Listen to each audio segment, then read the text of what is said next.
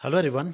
Competitive exam में आपका एक बार फिर स्वागत है। आज इस वीडियो में मैं आपको जो हिमाचल प्रदेश में नेशनल हेल्थ मिशन के अंतर्गत जो वैकेंसीज निकल रही है, जिसकी कि मैंने पिछली वीडियोस में आपको बता दिया था कि 6 अक्टूबर को ये भर्ती होगी और अभी जो है इसका वेन्यू डिसाइड नहीं है, लेकिन डेट इसकी जो है कंफर्म हो चुकी है कि 6 अक्टूबर को ही ये होगी और किस एजेंसी के थ्रू होगी।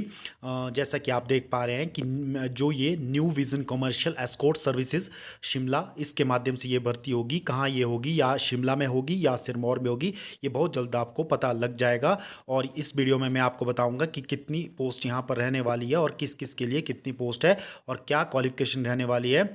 जैसा कि आप देख पा रहे हैं कि रिक्रूटमेंट नोटिस सिरमौर के लिए ये रहने वाला है। टोटल जो पोस्ट है वो 117 यहाँ पर रहने वाली है और CHO के लिए 54 पोस्ट यहाँ पर है और स्टाफ नर्स के लिए 47 और OTA के लिए 10 और STLS के लिए 2, यानी कि सीनियर ट्रीटमेंट लैब सुपरवाइज़र 2 और फार्मासिस्ट की 2 और काउंसलर की 2 और TBHP की इसमें एक पोस्ट हो सकती है। ये जो है कंफर्म हुआ है कि 117 पोस्ट सिरमौर डिस्ट्रिक्ट के लिए है। और आप देख सकते हैं कि डेट ऑफ जो इंटरव्यू है यहाँ पर 6 अक्टूबर को संडे के दिन आपका इंटरव्यू यहाँ पर होगा। Appointment made be will at the various location in district Sirmaur. आपकी जो अपॉइंटमेंट है वो डिस्ट्रिक्ट सिरमौर के डिस्ट्रिक्ट हॉस्पिटल, सिविल हॉस्पिटल या PSC में हो सकती है। तो ये मैंने आपको यहाँ पर बता दिया है कि 117 पोस्टों पर आपके ये इंटरव्यू होंगे, या तो यहाँ पर डायरेक्ट इंटरव्यू होंगे या इसके लिए कोई या जो है एक जो है रिटर्न टाइप ये रख लेंगे। ये आउटसोर्स बेसिस पर भर्तियाँ हो रही हैं तो डायरेक्टली इसमें इंटरव्यू ही होता है, लेकिन कुछ एजेंसियों के द्वारा जो है रिटर्न भी लिया जा रहा है। तो ये इसमें रहने वाला है। अब इसके लिए हम क्वालिफिकेशन देखेंगे कि क्वालिफिकेशन इसकी क्या रहने वाली है। तो स्टाफ नर्स के लिए आप देखेंगे कि यहाँ पर जो ऑफिशियल इनके द्वारा कहा गया है, जो उसमें जो है 10+2 यदि आपने साइंस में की है रिकॉग्नाइज बोर्ड से और एक क्लास डिप्लोमा आपके पास GNM में है या BSc नर्सिंग है, तो दोनों इसके लिए अप्लाई कर सकते हैं। GNM वाले भी और BSc नर्सिंग वाले भी। और आपको जो है HP नर्सिंग काउंसिल में रजिस्टर्ड होना चाहिए। तो ये आपके पास स्टाफ नर्स के लिए जो है आपकी क्वालिफिकेशन रहेगी। और OTA के लिए आप देख सकते हो कि 10+2 आपकी साइंस में होनी चाहिए, जो कि फिजिक्स, केमिस्ट्री, बायोलॉजी में 50% मार्क्स में। और आपके पास जो है OTA का जो है कोर्स होना चाहिए। यदि और आपके पास जो है BSc, यदि आपके पास ये नहीं है तो और आपके पास BSc degree in medical technology आपके पास होना चाहिए रिकॉग्नाइज यूनिवर्सिटी से।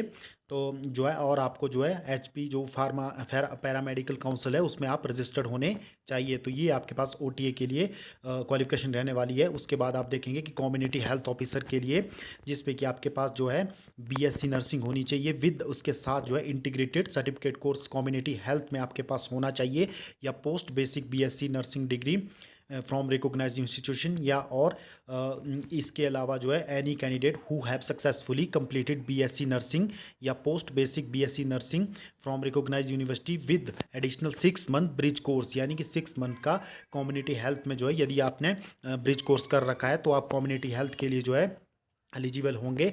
उसके साथ आपको नर्सिंग जो है स्टेट काउंसिल में रजिस्टर्ड होना चाहिए। तो ये आपके पास रहना जो है आपकी क्वालिफिकेशन रहेगी।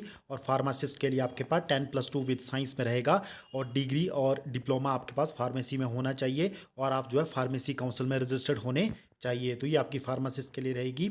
और काउंसलर जो नई दिशा के अंदर में लगेंगे इसके लिए बैचलर डिग्री और आपके पास इक्विवेलेंट सोशल वर्क या sociology psychologically with knowledge of computer, तो आपके पास बैचलर डिग्री होनी चाहिए सोशल वर्क में या सोशलॉजी में, और साथ में आपको कंप्यूटर आना चाहिए। तो ये आपके काउंसलर के लिए जो है क्वालिफिकेशन रहने वाली है। और सेम आपके पास काउंसलर NTUP के लिए रहने वाली है। और जो काउंसलर जो है NRC के लिए है। और काउंसलर आप देख सकते हैं कि काफ़ी ज़्यादा पोस्ट यहाँ पर काउंसलर की भी रहेगी। और अकाउंटेंट कम मेडिकल रिकॉर्ड ऑफिसर के लिए आप देखेंगे कि आपके पास ग्रेजुएट इन कॉमर्स आपके पास होने चाहिए, या आपके पास MBA फाइनेंस होना चाहिए और 1 year diploma in computer application में आपके पास होना चाहिए। तो ये आपके पास जो है ये इसकी क्वालिफिकेशन रहेगी। उसके अलावा आप देख सकते हैं कि TBHV विजिटर के लिए ग्रेजुएट या आपके पास इंटरमीडिएट 10+2 एक्सपीरियंस आपके पास होना चाहिए MPWs का।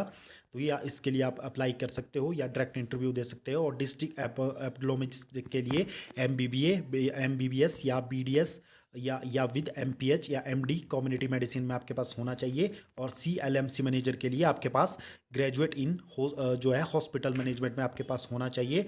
और CLMC टेक्नीशियन के लिए LT diploma preferably with the experience in microbiology. तो ये आपके पास यहाँ पर क्वालिफिकेशन रहने वाली है।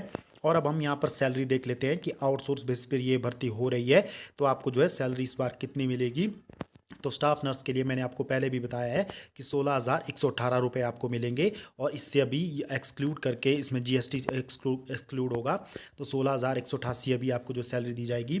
और ओटीए के लिए 14,770, और सीएचओ के लिए 25,000, और फार्मासिस्ट के लिए 16,788, और काउंसलर के लिए भी 16,788, और अकाउंटेंट कम मेडिकल रिकॉर्ड ऑफिसर के लिए 17,191, और कंसल्टेंट के लिए 27,724 रुपये, और कंसल्टेंट एनीमिया या एनीमिया जो इसके लिए सेम रहेगी, और STLS के लिए 16,788, और STS के लिए 16,088, और एब्डोलॉजिस्ट के लिए 27,724, और CLMC मैनेजर के लिए 14,770, और टेक्नीशियन के लिए भी सेम रहेगी। तो ये आपकी आउटसोर्स बेसिस पर आपको सैलरी इस बार मिलेगी। जो ये भर्ती हो रही है ये NHM आउटसोर्स बेसिस पर हो रही है, तो इतनी ही आपको सैलरी मिलेगी जो मैंने आपको यहाँ पर बता दिया है। और तो ये डेट कंफर्म हुई है, और जैसे ही आपको जो है हमें इसके रिगार्डिंग वेन्यू के बारे में पता लगता है कि कहाँ ये होगी, तो हम आपको सबसे पहले अपडेट दे देंगे। उसके लिए आप हमारे टेलीग्राम चैनल से जुड़ सकते हो, और फर्दर जो अपडेट के लिए जो आप हमारे साथ जो है हमारे चैनल को सब्सक्राइब कर सकते हो। और जैसे ही कोई फर्दर कोई अपडेट आती है तो भी हम आपके साथ यहाँ पर साझा करेंगे। तो आप हमारे चैनल कॉम्पिटिटिव एग्जाम के साथ जुड़े रहिए। तो ये डेट कंफर्म है कि 6 अक्टूबर को ये संडे के दिन आपकी इंटरव्यू होगा। तो आप हमारे चैनल के साथ जुड़े रहिए, जैसे ही कोई फर्दर अपडेट आती है तो भी मैं आपके साथ यहाँ पर साझा कर दूंगा। तो आज की वीडियो के लिए इतना ही, धन्यवाद।